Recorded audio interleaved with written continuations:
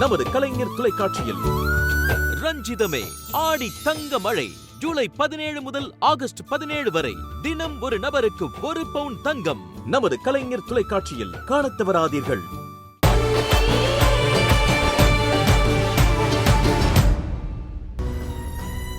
பொன்னே, பழி ஏத்துக்கிட்டது மாமாவோட பெருந்தன்மை. ஆனா அதை நம்ம புரிஞ்சுக்காம இருந்துட்டா நமக்கு மனுஷத்தன்மையே இல்லைன்னு ஆயிடு. பொன்னி,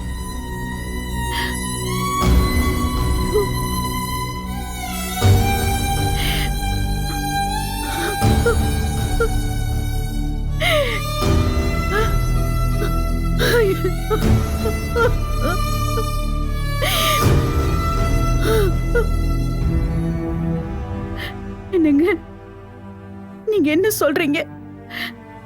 இதெல்லாம் உண்மையா? ஆமா பொன்னி, இதுக்கு மேலேயும் உங்க அப்பாவை தண்டிக்காத. ஐயோ, போய் அவர்கிட்ட பேசு. பெரிய தப்பு செஞ்சுட்டேன். நான் ரொம்ப பெரிய தப்பு செஞ்சுட்டேன். ஐயோ. சரி சரி, அழாத. ஒண்ணு ஒண்ணு. அப்பா எங்கங்க? நான் அப்பாவை பார்க்கணும். அப்பாவை நான் பார்க்கணும்.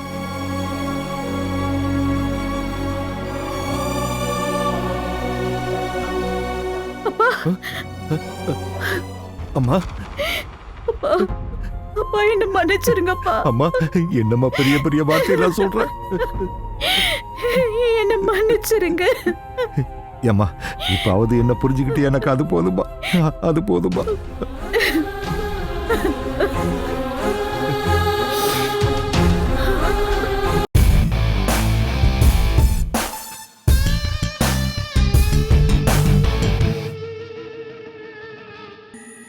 பொன்னி உயிர் பழைச்சிட்டா.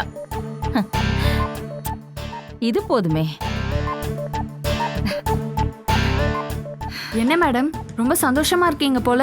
ஏன் இருக்க கூடாதா? அப்போ ஹாஸ்பிட்டல்ல அவங்க எதிரி இறந்துட்டாங்களா? வாய மூடு. பூஜாவோட சேர்ந்து நீயும் தப்பு தப்பா பேச ஆரம்பிச்சிட்ட. இல்ல மேடம், நீங்க எப்பவுமே பொன்னிய ஜென்ம எதிரி மாதிரி தானே பேசுவீங்க, அதான் கேட்டேன். அப்ப பேசின. ஆனா இப்பவும் சரி, இனியும் சரி, அவ எனக்கு எதிரி இல்ல, எனக்கு அக்கா, அன்பான அக்கா.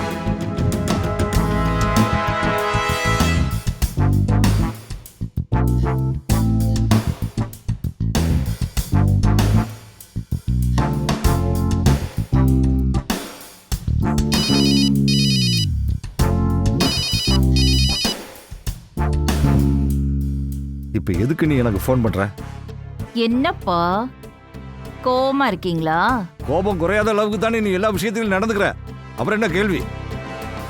கோவப்படுற மாதிரியே நீங்கெல்லாம் எப்பவும் நடந்துக்கிறதுனால தான்ப்பா நான் அப்படியே இருக்கேன். அப்பா இப்ப அவனை கூப்பிடுற வேலையெல்லாம் வச்சுக்காத. இப்ப என்ன, பொண்ணுக்கு விஷம் வச்ச மாதிரி எனக்கு வைக்க போறியா? எனக்கு வேணா விஷம் வை, அதை பத்தி எனக்கு கவலை இல்ல. இனிமே பொண்ணுக்கு இடைஞ்சல் வர மாதிரி ஏதாவது பண்ணுன அப்புறம் நடக்கிறதே வேற.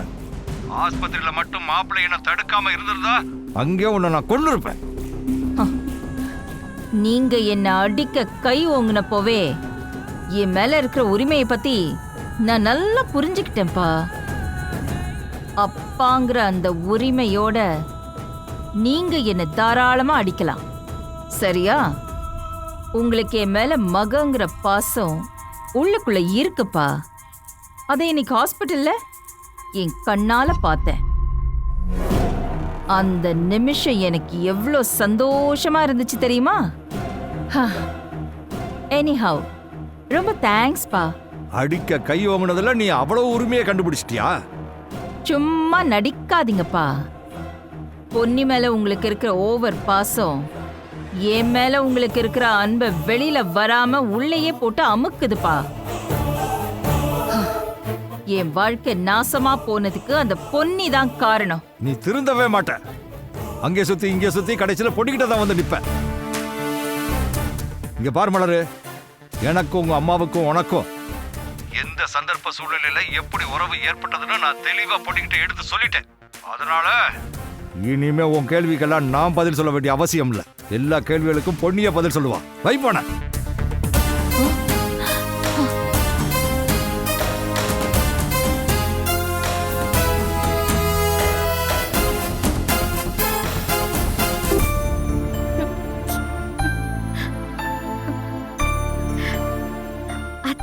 அம்மா வந்துட்டாங்க.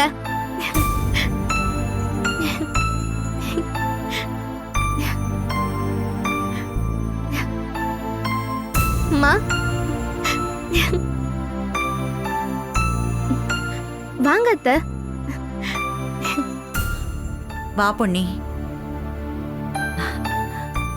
உசுறு பொழைச்சு மறுஜன்மம் எடுத்து வந்திருக்க. தலைக்கு வந்தது தலைப்பாகையோட போயிடுச்சுன்னு நினைச்சுக்க. ஓ மேல இந்த குடும்பத்து மேல யாரு கண்ணு பட்டுச்சோ அத்தனை பேரோட கந்திருஷ்டியும் இதோட மண்ணோட மண்ணா போகட்டும். பிரியா ஏத்துமா.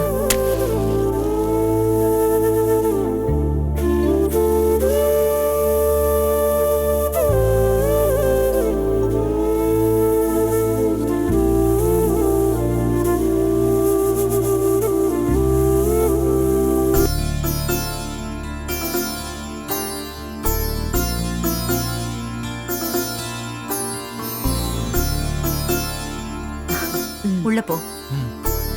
வா. அம்மா நான் இன்னைக்கு ஸ்கூல் லீவ் போட்டேன். இன்னைக்கு ஃபுல் டே உங்க கூட தான் ஸ்பெண்ட் பண்ண போறேன். ஏய் என்னடி? மா ரொம்ப பயம்படுத்திட்டீங்கம்மா. உங்களுக்கு ஏதாவது ஒண்ணு ஆயிருந்தா நாங்கெல்லாம் என்னமா ஏய், பண்ணிருப்போம்? ஐஷு அதான் எனக்கு ஒண்ணும் ஆகலல்ல, அப்புறம் எதுக்கு அழுதுகிட்டு இருக்க? சரி ஓகே, எல்லாரும் நான் சொல்றது கேட்டுக்குங்க. பொன்னி டிஸ்சார்ஜ் ஆகி வந்திருந்தாலும் இன்னும் பூர்ணமாக குணமடையல. 2 நாள் டாக்டர் இருந்துட்டு தான் போக சொன்னாங்க. ஆனால் பொன்னி தான் உங்களை எல்லாம் பார்க்கணுன்றதுக்காக சீக்கிரம் வந்திருக்கா. ஸோ அவளை நீங்கள் தான் ஜாக்கிரதையாக பார்த்துக்கணும். சரிம்மா நீங்க நல்லா ரெஸ்ட் எடுங்க. நைட்டு மட்டும் எனக்கு டின்னர் ஊட்டி விட்டுருங்க. அது சரி, ஸ்கூலுக்கு தான் லீவ் போட்ட, போய் ஒழுங்கா உட்காந்து படி. சரிம்மா வா.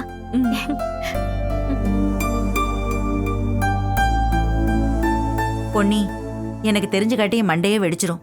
இப்பவாவது உண்மையை சொல்லு. விஷத்தை குடிக்கிற அளவுக்கு ராஜாராமுக்கும் உனக்கும் என்ன பிரச்சனை? பொன்னே, இந்த கேள்விக்கு நீ பதில் சொல்றியா இல்லை நான் சொல்றேன்? இல்லங்க, என்கிட்ட தானே கேட்டாங்க, நானே சொல்றேன். அண்ணி, எங்களுக்குள்ள ஒரு மனஸ்தாபம் இருந்தது உண்மைதான். ஆனா இப்ப அது சரியாயிடுச்சு. அக்கா, நாம நினைச்ச மாதிரி பொன்னி விஷம் குடிக்கவே இல்லை. அத்தை, அம்மா பல பேரோட உயிரை காப்பாத்திருக்காங்க. என்ன கேட்டா இந்த வருஷம் வீரப்பெண்மணி அவார்டை அம்மாக்கே கொடுத்துடலாம். புரியலையா?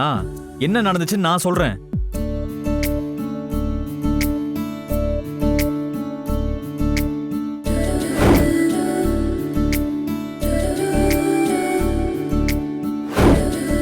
அடி பாவி மவளே, அந்த மாயா இந்த அளவுக்கு துணிஞ்சிட்டாளா? கடவுள் அவளுக்கு கண்டிப்பா தண்டனை கொடுப்பான். சரி சரி, இனியும் நான் உன்னை நிக்க வச்சு விசாரிச்சுக்கிட்டு இருந்தா உன் வீட்டுக்காரன் என்கிட்ட சண்டைக்கு வந்தாலும் வருவான். இனிமே நான் உன்னை டிஸ்டர்ப் பண்ண மாட்டேன். நீ போய் ரெஸ்ட் எடு.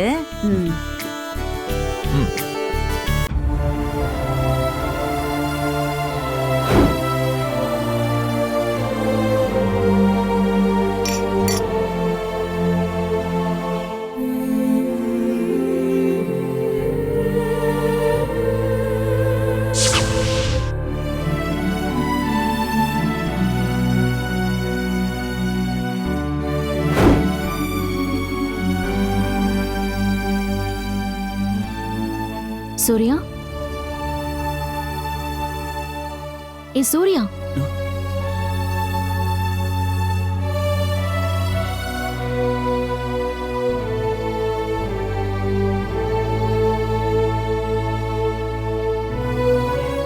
என்ன சூர்யா? இல்ல, நான் யோசிச்சு பார்த்தேன். அம்மா இன்னும் ஒரு நிமிஷம் லேட்டா வந்திருந்தா இன்னைக்கு நீ இருந்திருக்க மாட்ட. என் குழந்தையும் இருந்திருக்காது. நீயும் குழந்தையும் போயிட்டா அப்புறம் இங்க எனக்கு மட்டும் என்ன இருக்கு? நானும் இருந்திருக்க ஏ மாட்டேன். சூர்யா, என்ன சூர்யா இது? எதுக்கு இந்த பேச்சு? இப்பதான் தெரிஞ்சது பவி.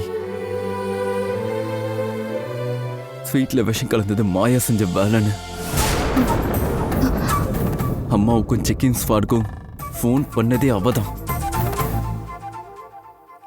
ஏன் ஹாஸ்பிட்டலுக்கு தாத்தா கிட்ட வந்து சூர்யாவை ஜெயிலுக்கு அனுப்ப பார்த்தேன். தப்புஸ்டான்னு சொல்லியிருக்காங்க. சந்துரு சொன்னான், மனிதாபமானமே இல்லாத ராட்சசி. எனக்கு வர்ற கோவத்துக்கு அப்படியே அவளை கழுத்தை நினைச்சு கொல்லும் போலவே இருக்கா. ஆ நீ அவளை கொன்னுட்டு ஜெயிலுக்கு போயிடு. நானும் என் குழந்தையும் மாசத்துக்கு ஒரு தடவை வந்து உன்னை ஜெயில பாக்குறோம். அதனாலதான் மாயாவை தேடி நேரா போக வேண்டியவன் கோவத்தை அடக்கிட்டு அமைதியா வீட்டுக்கு வந்திருக்கேன்.